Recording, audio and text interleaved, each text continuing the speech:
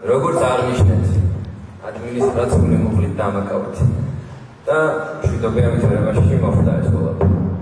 მაშინ რის საფუძველზე მოხდა ჩემს თქვენს მანქანაში უბრალოდ ჩემი პირდაპირ გაგებით შეჭენვა, ჩატენვა. რა ჩატენვა?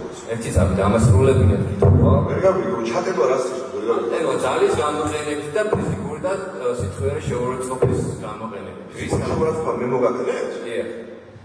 ბატონო სამართლე ეს მართლა სიცოცხლე არის. მე შეიძლება გადაშაულებ სიცოცხლეში თქვენ მოხდეთ და ხელი და გაკეთე. ხელის გამო. სიცოცხლე არის, არ მშოვრო მოგაკეთე? კი. ნუ არა ვიცი და.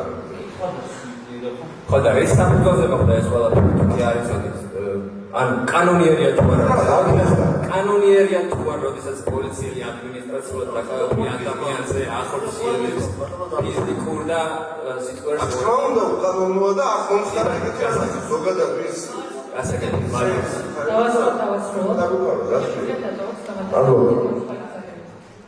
ბატონო, თქვენ